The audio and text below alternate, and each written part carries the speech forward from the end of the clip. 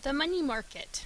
So the money market is the place or the market where the Fed and the users of money interact and determine the nominal interest rate.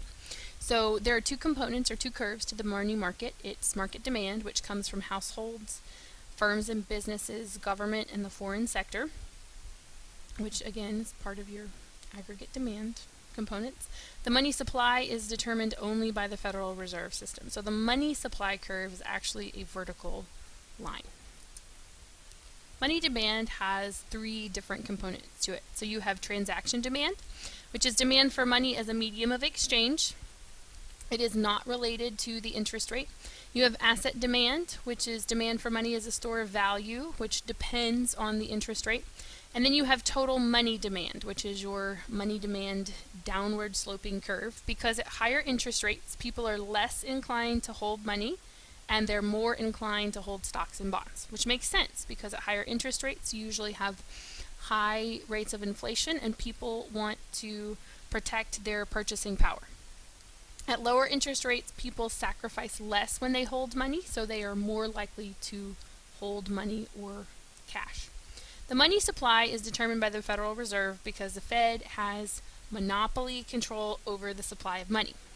We graph the money market like this, where we see that our price level is our interest rate and our quantity of money is our horizontal axis. You have a vertical curve or a vertical line for your money supply curve because the money supply is absolutely controlled by the Federal Reserve System. And you have that downward sloping money demand curve because at higher interest rates, people are less likely to hold money and more likely to hold assets. And at lower interest rates, people sacrifice less when they hold money. So the equilibrium, or the point where the money supply and money demand curves intersect, determines the nominal interest rate. The money supply curve is vertical because it's independent of the interest rate because it is specifically set, the supply of money that exists is specifically set by the Federal Reserve System. So what changes demand for money or money demand? It is dependent on the price level, which would be the interest rate, and the real GDP, which together make up the nominal GDP. So when the nominal GDP increases, you have a shift of the money demand to the right and an increase in the interest rate. When the nominal GDP decreases, you have a leftward shift of the demand for money and a decrease in the interest rate. So this is what an increase in demand for money looks like, and this is why we see the increase in the interest rate.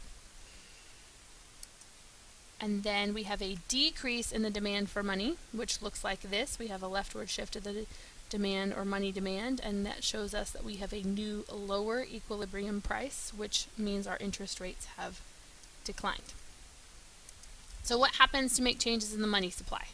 Two things. The Fed is the only one that changes the money supply. It's the only entity which can, and they have two options. They use expansionary or easy monetary policy, where they increase the money supply and decrease interest rates, or the Fed uses contractionary or tight monetary policy, where they decrease the money supply and interest rates go up. The Fed changes the supply of money to try and respond to and control fluctuations in the business cycle. So you have an increase in money supply. The Federal Reserve shifts the money supply curve to the right. Interest rates go down, and the supply of money has gone up. This is used when the economy in the U.S. is in the recessionary gap. You decrease the money supply, we shift the money supply curve to the left. We see an increase in the equilibrium price or interest rates, and the supply of money has also decreased. This is used when the economy is in the inflationary gap.